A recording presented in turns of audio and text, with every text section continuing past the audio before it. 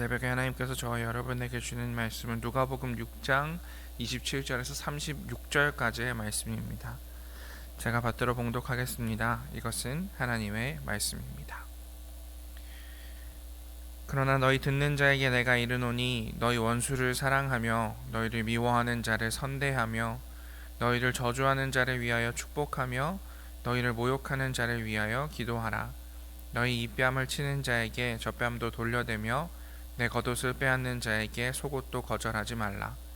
내게 구하는 자에게 주며 내 것을 가져가는 자에게 다시 달라 하지 말며 남에게 대접을 받고자 하는 대로 너희도 남을 대접하라.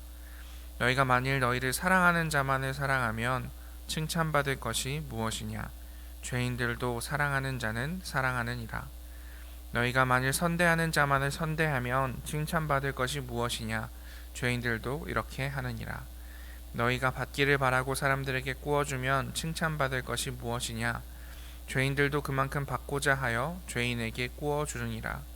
오직 너희는 원수를 사랑하고 선대하며 아무것도 바라지 말고 구워주라. 그리하면 너희 상이 클 것이요 또 지극히 높으신 이의 아들이 되리니 그는 은혜를 모르는 자와 악한 자에게도 인자하시니라. 너희 아버지의 자비로우심 같이 너희도 자비로운 자가 되라. 아멘. 오늘 누가복음 6장 27절에서 36절 말씀을 중심으로 아버지의 자비로우심 같이 라는 제목으로 함께 하나님 말씀 나누도록 하겠습니다. 이 평지에서의 설교라고 불리는 이 일련의 설교에 속하는 본문은 예수님의 사랑과 자비와 용서에 대한 혁신적인 가르침이 담겨 있습니다. 예수님의 이 긴 가르침이 마태복음 5장에서는 산 위에서 행해진 것과 달리 누가복음에서는 그와 대조되는 평지에서 이루어지고 있습니다. 평지 설교의 앞부분은 지난주에 살펴보았던 것처럼 하나님의 뜻을 따라 살기 위해서 가난하고 배고프고 울며 미움받는 이들에게는 복이 있다. 그와 반대로 불의한 세상에 동조하면서 부유하고 배부르고 웃고 칭송받는 이들에게는 화가 있다라는 대비의 강복 선언으로 이루어져 있습니다. 아마 예수님을 따르는 제자들, 이 이야기를 듣고자 예수께로 나와 있는 사람들에게는 하나님의 뜻을 따라 산다는 것이 구체적으로 어떤 것인지 의문점이 생겼을 것입니다. 그래서 친절하신 우리 예수님께서는 제자들에게 복 있는 사람으로 사는 것이 어떤 것인지 오늘 본문을 통해 구체적으로 알려주고 계십니다. 우리 27절과 28절 말씀 함께 읽겠습니다. 그러나 너희 듣는 자에게 내가 이르노니 너희 원수를 사랑하며 너희를 미워하는 자를 선대하며 너희를 저주하는 자를 위하여 축복하며 너희를 모욕하는 자를 위하여 기도하라. 아멘.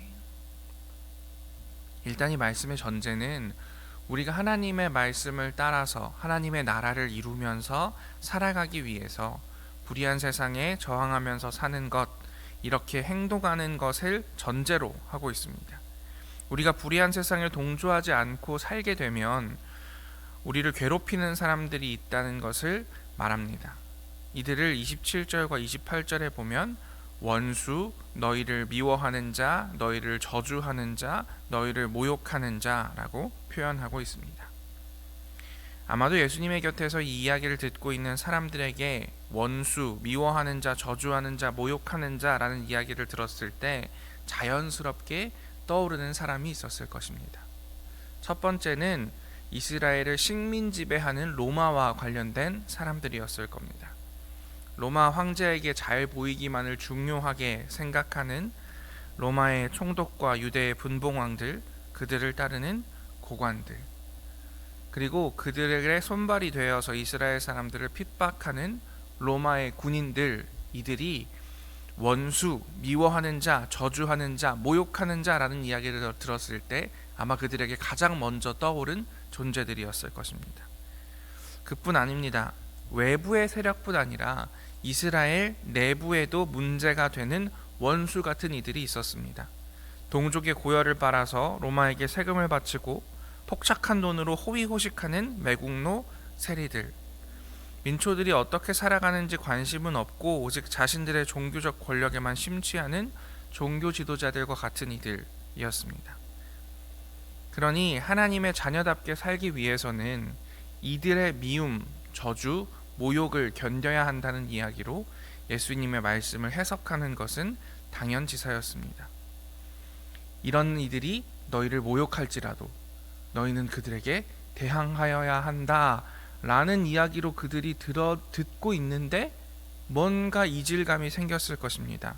왜냐하면 예수님의 하신 말씀을 다시 돌아보면 이상한 부분이 있기 때문입니다. 이런 미움, 저주, 모욕을 하는 원수 같은 이들을 대항하고 싸우고 반란을 일으키라는 것이 아니라 사랑하고 선대하고 축복하고 기도하라 라고 예수께서는 말씀하고 계십니다. 도대체 이게 무슨 말일까요? 여기에 있는 이들은 예수께서 메시아라고 생각해서 예수를 따르기로 다짐한 이들입니다. 그들이 생각하는 메시아란 저 원수들을 벌하시고 다시 다윗 왕국을 세워서 강력한 이스라엘을 세울 사람인데 원수를 사랑하라니, 저주하는 이에게 복을 빌라니, 모욕하는 자를 위하여 기도하라니, 예수님의 가르침은 오늘도 전복적이기만 합니다. 우리 32절, 33절 함께 읽어보겠습니다. 너희가 만일 너희를 사랑하는 자만을 사랑하면 칭찬받을 것이 무엇이냐? 죄인들도 사랑하는 자는 사랑하느니라. 너희가 만일 선대하는 자만을 선대하면 칭찬받을 것이 무엇이냐? 죄인들도 이렇게 하느니라. 아멘. 예수님은 이 악한 세상에 저항하는 새로운 방식을 알려주고자 하십니다. 예수께서는 이전에 이스라엘 사람들이 가지고 있었던 윤리와는 전혀 다른 새로운 윤리를 알려주고자 하고 계시는 것입니다. 이전까지 세상 사람들에게 통용되던 윤리란 무엇이었냐면 눈에는 눈, 이에는 이입니다. 오늘 본문의 표현으로는 나를 사랑하는 자를 사랑하는 것입니다. 이것이 이스라엘 사람들이 대대로 가지고 있었던 가치관입니다. 그리고 사실 이것이 우리가 가지고 있는 가치관이기도 하지요. 현대인들의 가치관을 표현하는 말로 저는 가장 적절한 것이 give and take, 준 대로 받는다 라는 말보다 더 어울리는 것이 없다 싶습니다. 오는 말이 고우면 가는 말이 곱다. 이것이 우리가 가지고 있는 거래 기반의 행동입니다. 이런 행동에는 사람과 사람이 전부입니다. 이 사람이 이 사람에게 좋은 것을 주면 이 사람도 좋은 것을 줍니다.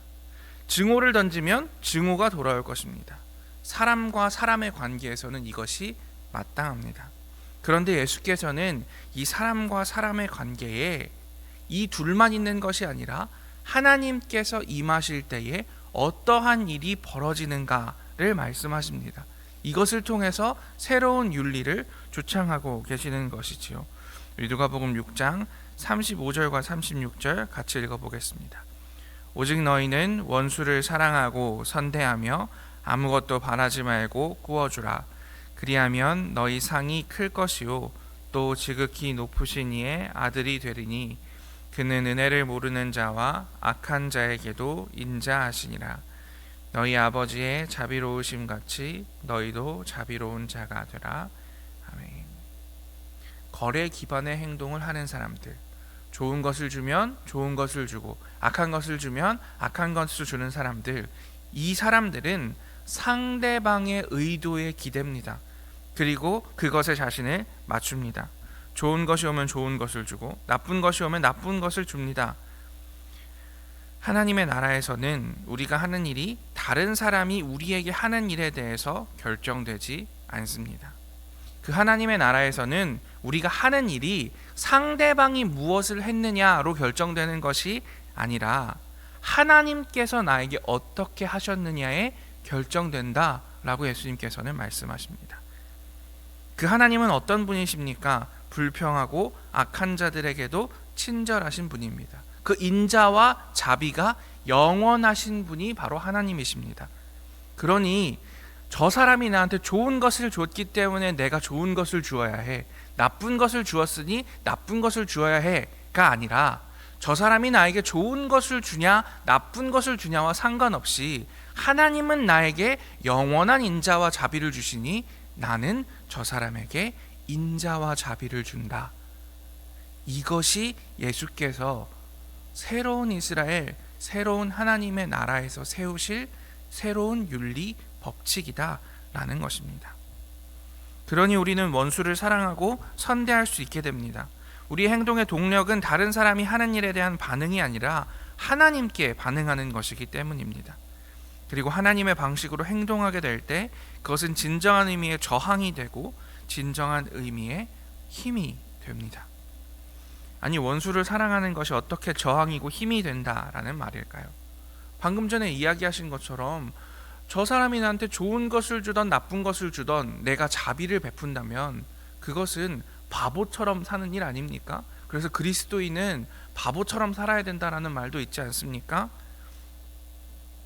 이 하나님의 방식이 저항이고 힘이 된다라는 인식을 우리의 머리에 넣어둔 채 일단 29절과 30절의 말씀 함께 읽어보도록 하겠습니다. 너희 이 뺨을 치는 자에게 저 뺨도 돌려대며 내 겉옷을 빼앗는 자에게 속옷도 거절하지 말라. 내게 구하는 자에게 주며 내 것을 가져가는 자에게 다시 달라 하지 말며. 아멘. 우리는 누군가 나의 뺨을 때렸을 때 반대쪽 뺨을 돌려대라. 누군가 너의 물건을 뺏어갈 때 속옷까지 내어주어라. 내게 구하는 자에게 주며 내 것을 가져가는 사람에게 다시 달라고 하지 말라 라는 이야기를 들었을 때 우리는 어떤 수평한 관계 속에서 벌어지는 일이라고 생각하기 쉽습니다. 예를 들면 제가 지나가고 있는데 길거리에서 어떤 사람이 나에게 뺨을 때리면 반대편 뺨을 돌려대라 라는 의미로 받아들이기 쉽다는 것입니다. 그런데 예수님의 곁에서 이 이야기를 듣고 있는 사람들에게 이스라엘 백성들의 뺨을 치는 자는 누구였을까요? 겉옷을 빼앗는 자는 누구일까요? 이스라엘 백성에게 무엇을 맡겨놓기라도 한 듯 구하고 가져가는 이들은 누구일까요? 이 대상을 정확하게 알기 위해서는 누가복음 앞쪽에 등장하는 세례자 요한의 설교를 기억할 필요가 있습니다. 누가복음 3장 12절에서 14절까지 말씀인데요. 같이 읽지는 않겠습니다. 세례자 요한에게 사람들이 몰려와서 가르침을 구할 때 세례와 군인들이 질문하는 장면입니다. 우리가 어떻게 살면 좋겠습니까? 라고 묻자 요한은 대답합니다. 세리들이 묻자 13절에 부과된 것 외에는 거두지 말라 라고 말하고 있고, 군인들이 물어보자 사람들에게서 강탈하지 말며 거짓으로 고발하지 말고 받은 급료를 족한 줄로 알라 라고 이야기하고 있습니다. 그러니까 이스라엘 사람들은 뺏기고 맞는 것이 그들의 일상이었습니다.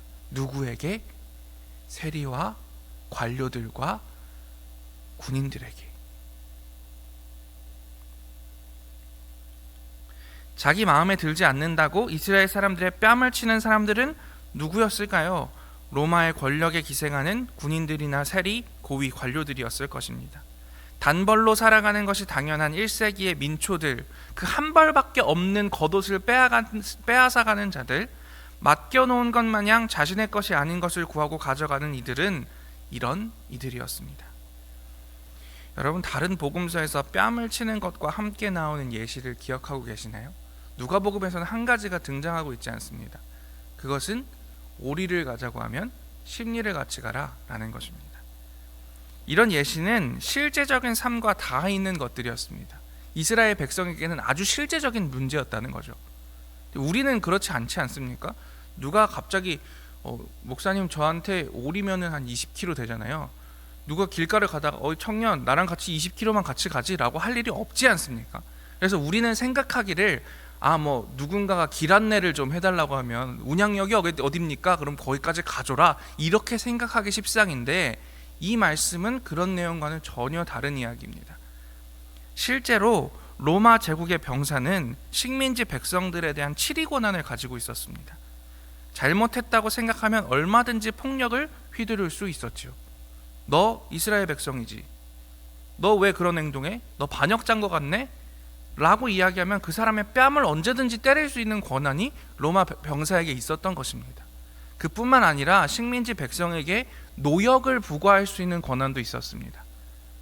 야, 내가 지금 군장이 너무 무거워, 지쳤어. 그러니 너 이 군장을 들고 나를 오리 서포트해. 20kg를 이 군장을 들고 나를 따라와 라고 이야기할 수 있는 권한이 로마 병사에게 있었다라는 것이지요. 그게 아마도 오리까지는 자신의 짐을 들어달라고 요구할 수 있는 권리였을 것입니다. 예수께서는 그런 부당한 일을 행하는 이들에게 이러한 비폭력적인 방식으로 저항하라고 말씀하고 계시는 겁니다. 너 잘못했지. 아무 이유 없이 뺨을 치는 사람에게 반대쪽 뺨을 돌려대면서 당신이 옳습니다 라고 이야기했을 때 로마의 병사가 받게 될 감정, 그것으로 예수께서는 저항하라고 말씀하고 계시는 겁니다. 오리까지 자신을 부려먹을 수 있는 로마의 병사가 나와 오리를 가자라고 이야기했을 때 아니요, 제가 심리까지도 들어드리겠습니다 라고 이야기했을 때 아마도 대부분의 로마 병사들은 기겁했을 것입니다. 왜냐하면 그들에게 주어진 권한은 오리까지거든요. 자기가 심리를 부려먹으면 그 사람은 군법으로 처벌받게 됩니다. 그러니 그 자체가 저항이 될 수 있는 것이죠. 수고하시는 군인 나리를 위해서 제가 오리가 아니라 심리라도 봉사하겠습니다. 이런 식으로 반응하라는 것입니다.